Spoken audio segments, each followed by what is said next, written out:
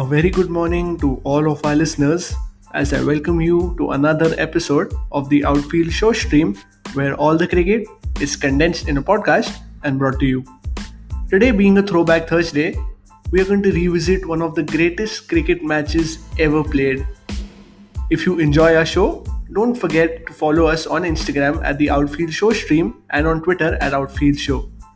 Enjoy today's episode of Throwback Thursday.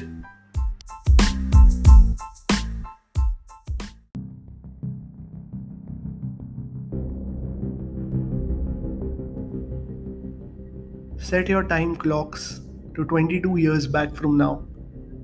Precisely 17th June 1999, the day when the greatest ever one-day international match was played. It had the most unforgettable cricket performances. Both teams evenly matched and perhaps had the best players of that time. There are some games which leave a memory which lasts with you for a lifetime.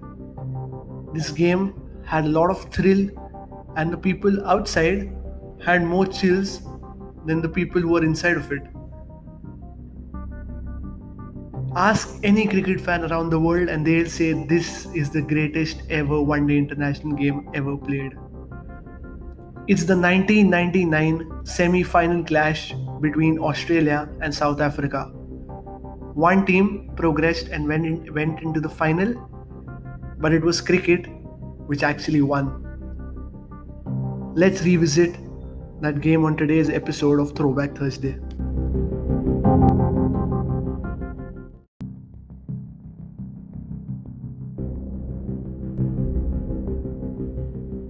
As the World Cup of 1999 headed into the semi-final stages, in the first of the two clashes, Pakistan crushed New Zealand and looked contenders in lifting that trophy again. The second semi-final though got people their money's worth with a mouth-watering clash which pit Australia against an in-form South African unit. The match began with frantic pace as Mark Waugh was gone, but Ponting and Gilchrist launched a counter-attack. Alan Donald, or popularly known as the White Lightning, was introduced in the attack, and in his very first over, with searing pace, he got Ponting. In the same over, Darren Lehmann was left with a fantastic away swinging ball, and all he could do is edge it and Boucher completing the catch. Gilchrist now too tried to ramp one up over the third man fielder, but he got his calculations wrong as a man placed there simply pouched it. Kallis this time got his first breakthrough. Australia were in the spot of bother at 68 for 4, and in walked perhaps one of the best finishers in Michael Bevan, who always put his hand up in a crisis. Steve Waugh and Bevan began the repair work, but Sean Pollock had other ideas as he got Waugh and Moody in quick succession. Michael Bevan though held his nerve and stayed put, but the problem here was he had to take those risks as he was falling short of partners, as Donald now got Paul Rifle and Damon Fleming too. Sean Pollock came back in the 50th over, he got Michael Bevan, and Australia were all out for 213. Was this enough? Well, if you ask anyone around, they'll say 213 in a semi-final clash isn't worth defending. Herschel Gibbs chose this occasion to try and redeem himself for a dropped catch he had earlier against Australia in the Super 6 stages. Because of the dropped catch, Australia probably went on to win that game. Herschel Gibbs, with his sublime timing and placement, quickly moved South Africa towards their target.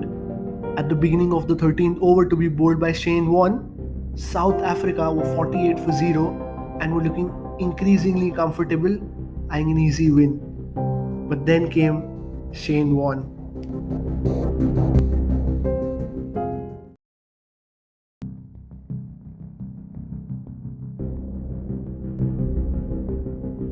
Shane Warne had endured a rough run throughout this tournament, and he was struggling with form and fitness because he had a shoulder injury for more than a year. He had been dropped for the only time in his career in the series against West Indies just prior to this World Cup. He had been South Africa's nemesis for years in tests, and this was the perfect opportunity for him to prove himself and redeem himself and end all the concerns of his form and fitness. The second ball, Vaughan delivered, was one for the ages. Herschel Gibbs lunged forward lazily to defend a seemingly harmless leg break that was drifting towards the leg stump. At that very instant, he found out what Mike Gatting had in 1993 at Old Trafford. The ball ripped past the bat viciously and clattered into the stumps. The ball initially drifted towards leg stump, pitched and turned away as Herschel Gibbs was left stunned. The crowd went wild and Vaughan was pumped. More importantly, Australia knew they had a chance.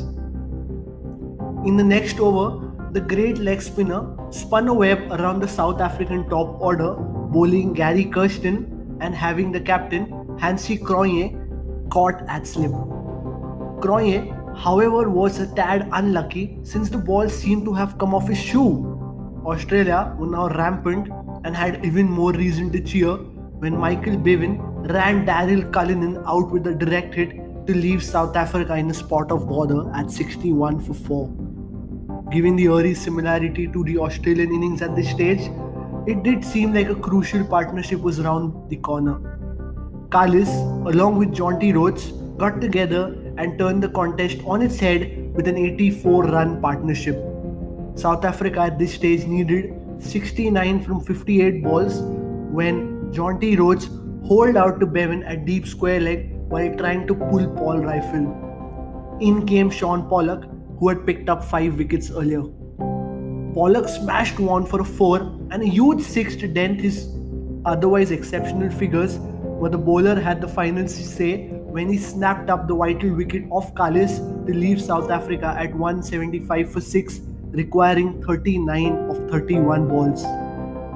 Only one person could take the game away from Australia now, because in came the famous Lance Klusener.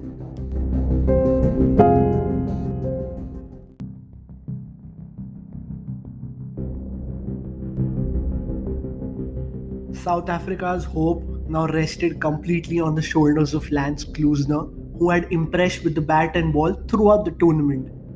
The wicket of Shaun Pollock did not faze the powerful left-hander as he went about picking off the runs with some aggressive hitting. McGrath had the massive responsibility of bowling the crucial penultimate over. He took Australia to the doorstep of victory when he bowled Boucher with a full delivery and then rather luckily deflected a sharp throw from the deep onto the stumps to run out Steve Elworthy. South Africa now needed 16 of 8 balls and the pendulum had swung in the favour of Australia. What happened next completely altered the mood of the contest. A full toss by McGrath was cracked straight down the ground by Klusener in the direction of Rifle, who misjudged the ball and let it carry over the ropes for 6. South Africa still had hope and Lance Klusener had the confidence. Of the very next ball, he took an all-important single to keep the strike. 9th required of the last over, 1 wicket in hand, Lance Klusener to face and Daniel Fleming to bowl. If one thought that the game had enough excitement already, the next few deliveries would leave spectators and viewers dumbstruck for the rest of their lives. Fleming did not want to give Klusener room to bring his heavy bat down, and rightly so he decided to go around the wicket and cram the left-hander. But this did not matter, as Klusener hit the first 2 balls for 4s, one through covers and the second ball between long off and deep cover, giving the fleet-footed Mark Waugh no chance whatsoever at the boundary. Mark Proctor, the great South African all-rounder, was on commentary. He went berserk. He exclaimed, "What kind of a shot is that? First 2 deliveries of this over have gone bang, bang, 4-4, take that, scores are level." The ever-optimistic Bill Lawry responded with, "If Klusener gets out, Australia will go through." Yes, he was right. By the virtue of their win in the final game of the Super 6 stage, Australia had the advantage in the event of a tie. But then who was even thinking that could happen? Klusener had hit 2 perfectly acceptable deliveries for 4. Now all he needed was to take a single and he had 4 balls to do that. Then came the brain freeze moment.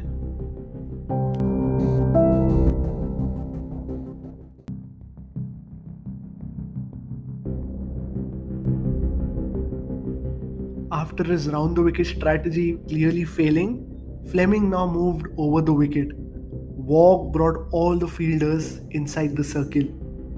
Fleming bowled a short ball at Klusner.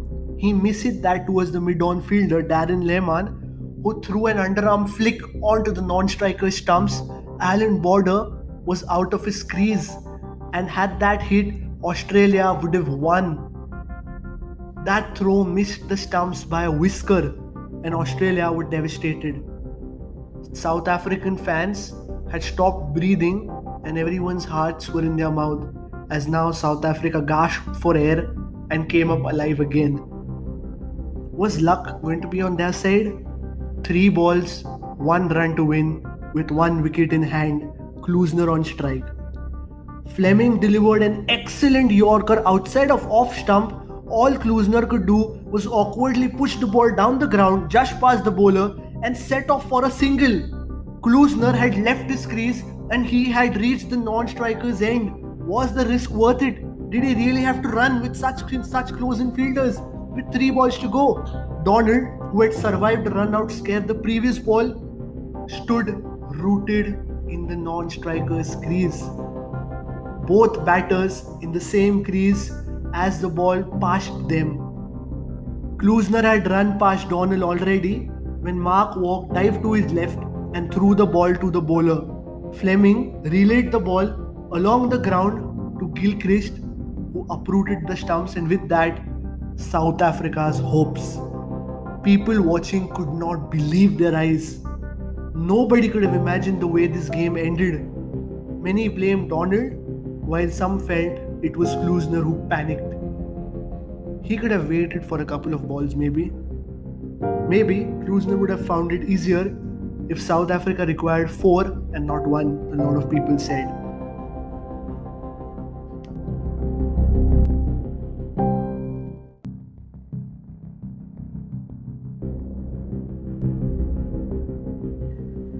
The impact of this loss was long felt after the tournament.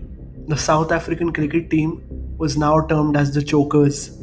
South Africa have never been able to get past the semi-final stage of the World Cups they've played after that particular World Cup.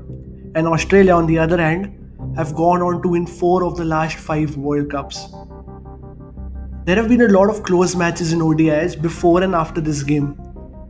But the sense of occasion, an evenly balanced contest, and sheer drama with fluctuating periods of dominance, and finally the greatest last over finish, elevate this game beyond the reach of all other classics, perhaps the greatest ever one-day international game.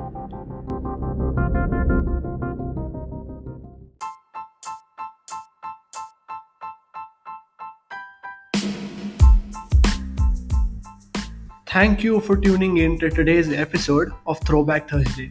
Hope you enjoyed today's episode. Let us know, who do you think was at fault? Was it Lance Klusner or was it Alan Donald? You can let us know on our Twitter at Outfield Show and on our Instagram at the Outfield Show stream. See you tomorrow with an episode of Friday Fact Check. Stay tuned.